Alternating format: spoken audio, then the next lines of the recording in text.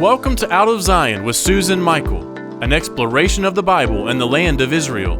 From ancient biblical sites to the story behind the stories, join Susan on a journey through the most exciting book on the planet. Hit the subscribe button for future episodes, which will deepen your faith and bring the Bible to life. And now, here's our host, Susan Michael. Well, welcome to our first episode of Going Deeper. And we are so excited today to have with us a very special guest that's going to really help us go deeper on the subject of the evidence of the Israelites in Egypt. And so we have with us today Tim Mahoney. He is a documentary filmmaker, director, and author. And he has a film company called Thinking Man Films, which I love the name.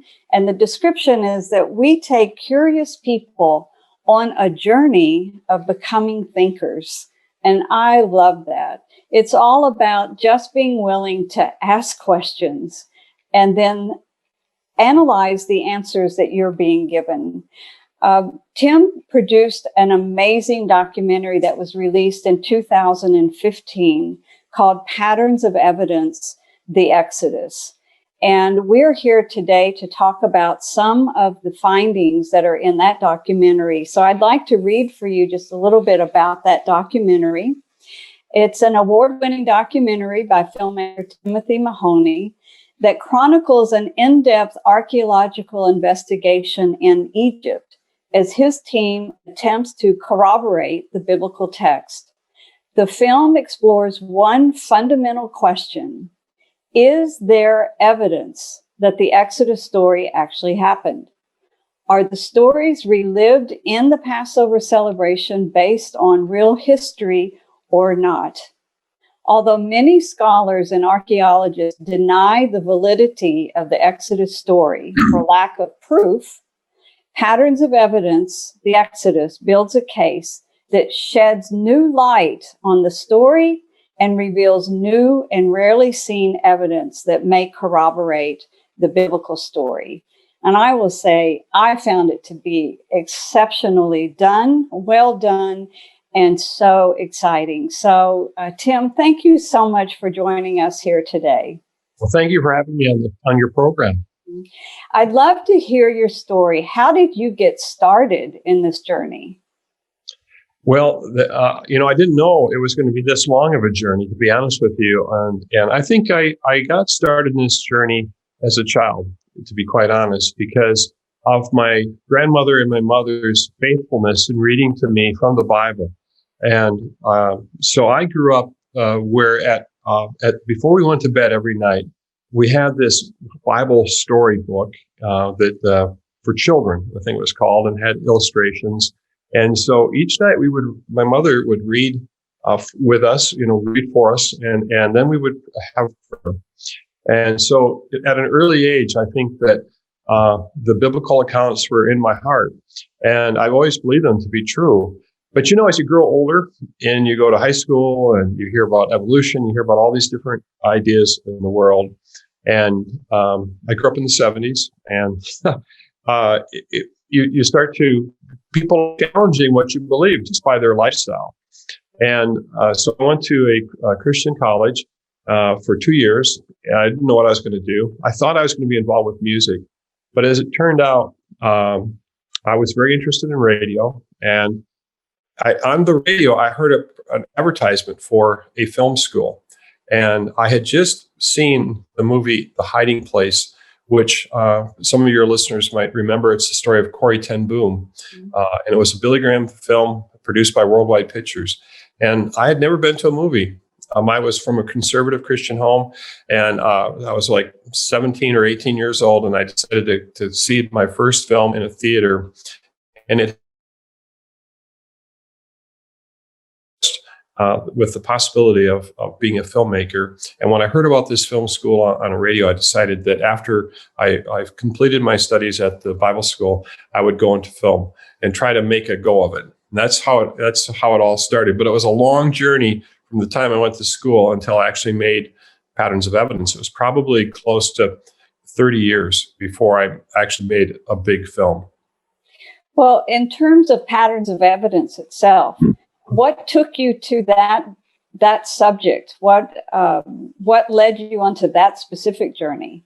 It really was just an adventure. I had been making curriculum with Bible teachers and scholars. I had done probably 30 curriculums, so probably 300 episodes. I was always trying to find a way, and I sensed that there was something I was supposed to do. And I didn't know that I would become a documentary filmmaker, even though I had made documentaries in the past. I always was thinking it was just going to be much more flashy and making something like, feature film. But when I heard that people were searching, to be honest with you, for chariot wheels on the bottom of the seafloor in the Red Sea, I thought, that's crazy. Could there be? And we started meeting people that talked about it and said that they had been diving and looking for that. So back in around 2000, the year 2000 is when I heard about these things. And I'd seen another film that had been produced by it, and I was going to help them. But as it turned out, I ended up being so gripped by this that I got pulled into the whole investigation myself. And after 2002, it was the year 2002, we ended up going into Egypt to begin what became the first scenes that were shot in Patterns of Evidence, the Exodus. Well, I have to believe that because of this journey that you've been on in your life, that making this documentary was life-changing because the findings are so exciting. And what's your takeaway from the journey you've been on that we can share with our audience? Well, one thing I'll share is that, for a lot of people, they might have heard negative about the Bible. And I did. In fact, in one of the very first scenes when I went to Egypt, I went to the very location where the Israelites were said to have lived. And I talked with an Egyptologist there, Manfred Bitek, and he had been there for years digging. And I thought he was saying there's evidence. But when I got there, I said, have you found any evidence for the Israelites? And he said, so far, not. And when he said those words, it was like, I was absolutely just struck and stunned because I couldn't believe what he was saying. And it took me so much work to get from where I live, Minnesota, all the way to Egypt to where the Israelites lived. It was a long journey to get there. And then to hear that began a seed of doubt in my life. That when I carried it home, I was in this office here, just in another room in an edit suite, looking at that footage, when I had a crisis of faith. A thought came into my mind that maybe everything I had believed about the Bible was false, that my mother and my grandmother believed that it was all a lie. And this enormous sense of hopelessness came over me. And then almost at another thought came into my mind from the other side. It was like, stop editing, get up, go to your office. And so I came into this office, and there's a bookcase that we had over here, and it said, read that book. And it was a book, actually, I have a copy of it here. It was this book, Pharaohs and Kings. You can kind of see it there, by David Rohl. And I opened this book up. Someone had given to me a few years before and said, you should read this. Well, I have it's lots of books. But this one was the same dig site that I had been at. And David Rohl, an Egyptologist, who was an agnostic, by the way, he actually was pointing to the work that Manfred Bitek was doing. And he was saying that beneath the area they think it should be is where the real evidence for the Bible is. And that then began me on this journey to go to England. And it started a whole new part of my life and investigation. So you asked the question, so how has it impacted me? What I've seen is that the Bible, I've become more and more confident in the historical credibility of the Bible than I've ever been. And as we've uncovered these things, we've made multiple films. Then the next film I realized that we had to make was called The Moses Controversy. And do you know, at that same location where the Israelites were at in Goshen, this land in the Eastern Delta, is where the world's first alphabet also is identified to have come from. So things started to come together. As I started this technique of looking for patterns of evidence, what was happening is the biblical account was becoming alive. And things were fitting together. And as you know, in our films, we create patterns that we look for. So we look for sequences, Can we find the arrival? Can we find the multiplication? Can we find slavery? All these things start adding up. And we then are finding an amazing pattern that matches the biblical account in the right sequence. And that's basically the kinds of things that I've been doing with these films. And what's so amazing is that that's in the face of mainstream archaeologists and scholars who are saying there is no evidence. And you go to Egypt and you show all of this amazing evidence, and you easily explain it's just a matter of the dating, of the time period. So let's talk about that a minute, because one of the problems is that in the Bible, it mentions the land of Ramses, as that's the land the Israelites left when they began the Exodus. So that would imply that they were there during or after Ramses II, who built the city of Ramses. But there's such a thing as called an anachronistic usage of the description. And we have it in other places in the Bible with other cities and other examples. So to say that when the Bible was being written down, this story was being written down, the writer described the area that it was known later on, that when the Israelites were there, it was not yet called Ramses, but during the telling of the story, it was. So can you just elaborate a little bit more about that timing issue and the city of Ramses? Yes. Oh, this is a great point. And what we know is that in the book of Genesis, it says that Jacob and his family went to the land of Ramses. I mean, this is, they're in this area. And we realize that, Ramses didn't exist at the time of Jacob. And so what's happening is that there's a city. So, there's a word called tell.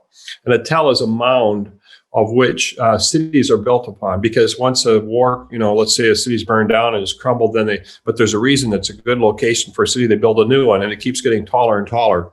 Well, in this particular case, there is a city underneath the city of Ramses, and that city was called Avaris. And so as the archaeologists were digging, they were uncovering what looked like a biblical account. And it was the small group of people who were not Egyptian. These people were Semitic, and the Israelites were Semitic. So these people came into the area, and they were allowed to be there. They were given permission to come into this area because they could tell just by the way they were able to be there. And they lived in different types of homes, not the type that Egyptians would live in. And the small community comes in there, and then they start to expand and grow and prosper. And when they uncovered the graves, they could see that some of these people were very, very wealthy. They were almost like princes. And it kind of gives you an understanding of what possibly did Jacob and his sons, what kind of wealth did they have when they came in to live, when Joseph invited them in to live. So what's happening, and what Egyptologist David Roll was saying, was that this archaeology is matching the biblical narrative. But because many people have placed the biblical narrative at the time of Ramses, hundreds of years earlier, they don't connect it, and they will not connect it. So all I'm doing in the films is saying, well, where is the pattern? What kind of evidence matches what the Bible says? And I'm just showing it. And that's basically the approach that we're using. And what we're seeing is that these people arrive, they're not Egyptian, they build homes that are more Israelite oriented, they grow into a large group, but then there's what appears to be hardship. And this group of people look as though they're not as healthy. And their graves, they can tell that they're sick, and not only that, but there appears now to be more women than men, which is also matching the biblical text of the culling of the firstborn. So what we're seeing is the first part of Genesis, working our way into the time when finally Moses comes, when there's slavery that's coming, and some of the documents too. There's some papyrus that actually has names, and the names seem like they come right out of the Bible. And these are Jewish names, Semitic names, names like Menachem, Issachar, Asher, Shiphrah, on a slave list from this earlier time period. So what we're seeing is that people that appear to have the same types of names that we do mention in biblical text are showing up on slave lists earlier in time than what most people would consider the Israelites being there. And that is called the Brooklyn Papyrus, and you show it in your documentary and talk about it. And it proves there were Hebrew slaves in an earlier time period than the city of Ramses.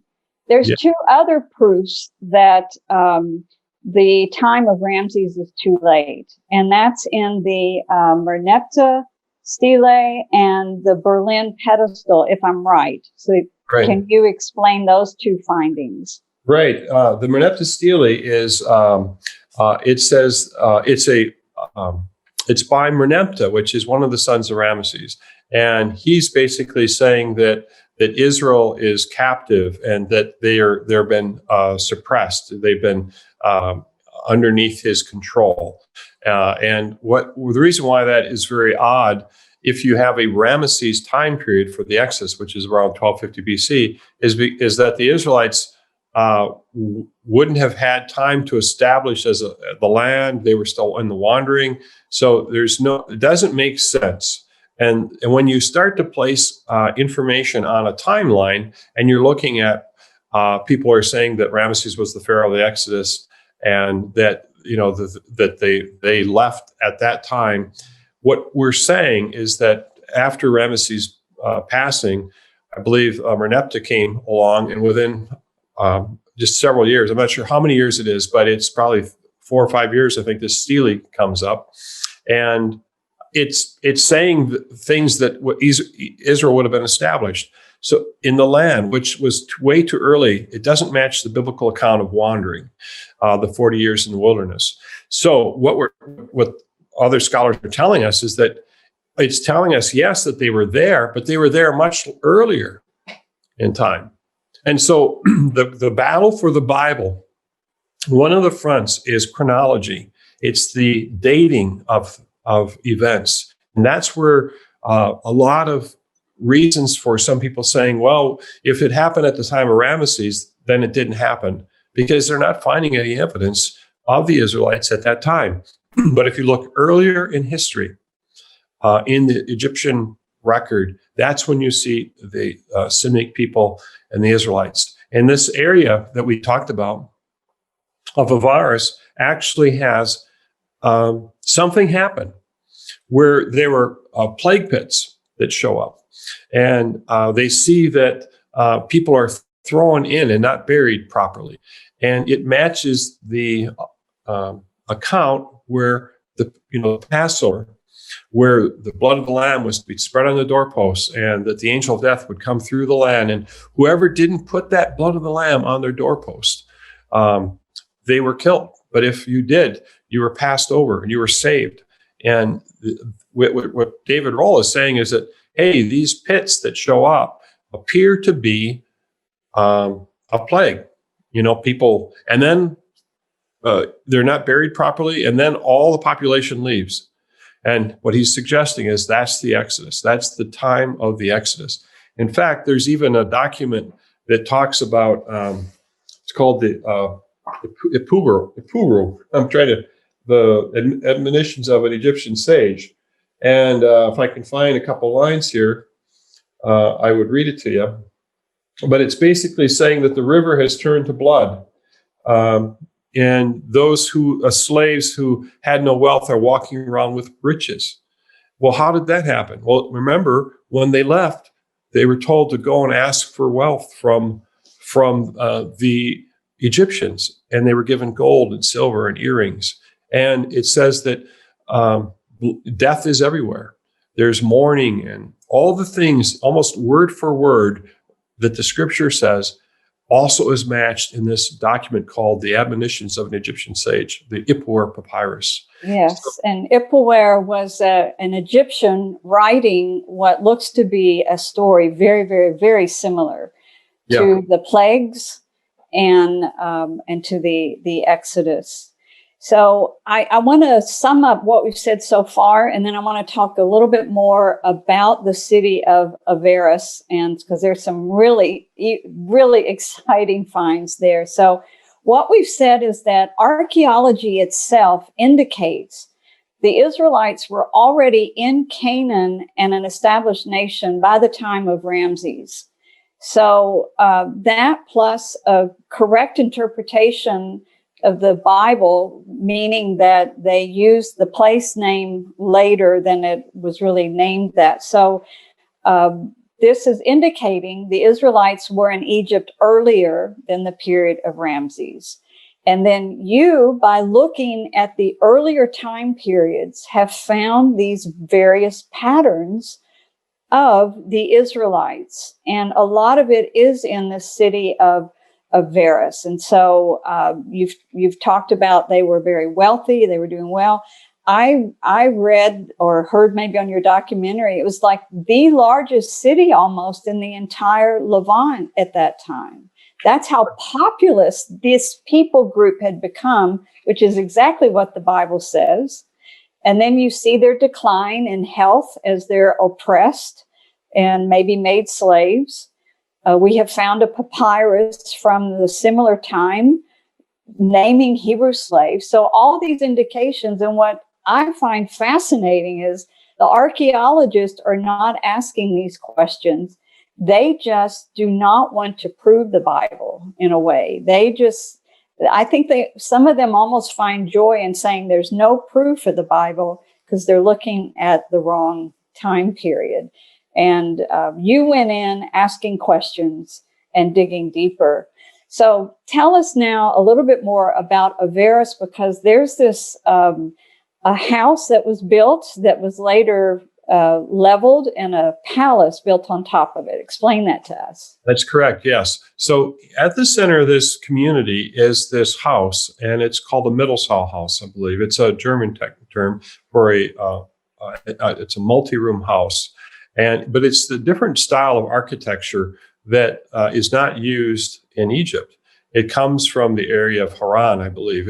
And this is where Jacob's family would have come from originally. And so what they're seeing is that they call it, I think they see a connection with the Israelites in this house. And so there's this one main house, and it's supposed. And by the way, a lot of what I've done, I'm not an archaeologist, I'm not an Egyptologist. What I'm doing is I'm an investigative filmmaker. So I'm not finding all the evidence, but I'm finding the evidence that exists and making it into a film in a way that most people haven't collected it before. And what Egyptologist David Rowe was identifying was that this house then was destroyed. What Manfred Bitek, the Egyptologist, telling was destroyed, and a palace was built on top of it. Now that's unusual, but I believe that there's a custom that when the head of a home dies, then another person takes that area and then rebuilds on top of that his home. And if Joseph was, let's say, considered in a sense a patriarch of the family because of his position as the second in command in Israel, then he would have had, when he retired, he would have had a place he would have wanted to live among his family. That's one of the ideas, that he would have had a palace here. So here's this palace in the midst of all these Semitic type people. And they found that there was a cemetery. Families had cemeteries attached to their homes so that you could, pay your respects. And there was a tomb there, a very unusual tomb, which was a pyramid tomb. And inside that pyramid tomb was a person who was not Egyptian, but it was Semitic. There was a statue, a mortuary statue that put up there. And the person had a different colored skin. It was light colored skin, red hair. He was Semitic. He wasn't a darker person like an Egyptian. And this person had a coat of many colors. It was a multicolored coat, and he had a staff of authority. So what we know is there's a Semitic person buried in a pyramid tomb. And what we understand is that these pyramid tombs weren't given to, they've never found another tomb that was given to a Semitic person that was a pyramid. And if we look at the Bible and you see what Joseph did by saving the nation of Egypt from this famine, he would have been honored.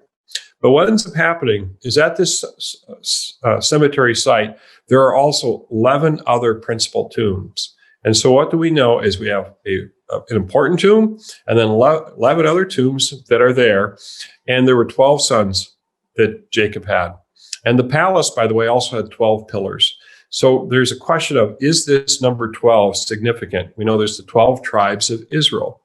So what they found out, though, when they opened the tomb was that the bones were missing from the pyramid tomb. It had been broken into once before. And what does Joseph tell his brothers? He says, when you go back to the land promised to us by Abraham, but by God through Abraham, and the promise that was made to Abraham, take my bones with you, bring me back. And I believe that this is matching once again the biblical account of the promise that Joseph made his brothers make, so that when the archaeologists got there, the bones were gone. And what's unusual is that nobody steals bones.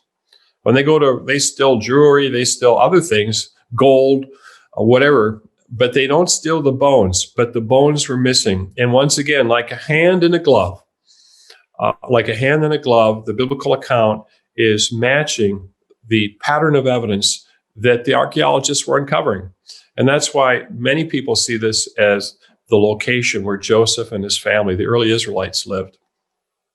Well, I think it's just absolutely fascinating. This palace and the 12 graves, and one of them a tomb grave. And I mean, you can't find a more perfect evidence of Joseph and the Israelites in Egypt. There's just one final thing we'll talk about before we end our time today, and that is there's a famous canal in Egypt that even today is called the Canal of Joseph. Tell us about that. Well, David Roll, Egyptologist, also identified that canal, and others have, because it's called so the question would be, if there's flooding, how do you stop flooding? How do you prepare for flooding or famine? And one of the thoughts would be to create a offshoot. So where if the water is coming from Africa and it's flowing actually north into the Mediterranean Sea, and each year it would flood.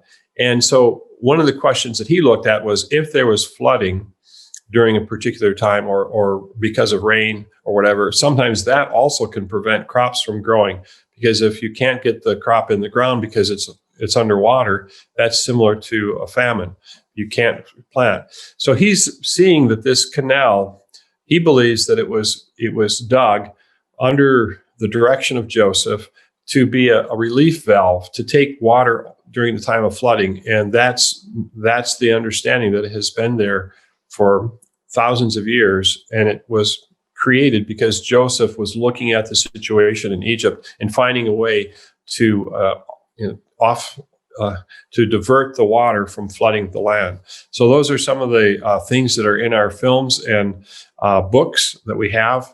And it's just, once again, looking for that pattern of evidence in the sequence that then matches the biblical account. Yes, and that canal, we know for the last 1,000 years, it's been called the Canal of Joseph. We don't know what it was called, 3,000 years ago, but the famous, the Pharaoh that you think is the Pharaoh of the time of Joseph, the favorable Pharaoh of Joseph, he built a pyramid next to that waterway. Is that correct? Yeah, that's correct. Yes. And so there's all these different questions. And obviously, because I'm involved with different viewpoints, we're constantly hearing from different points of view. And that's another thing, that when we make patterns of evidence films, what we're trying to do is I have a point of view, but I'm listening to multiple different viewpoints, including people who say it didn't happen, and saying, okay, convince me if you're saying this didn't happen. Why do you say that? Help me to understand this better. Mm-hmm. And so we're trying to hear from different viewpoints to help the audience make a decision.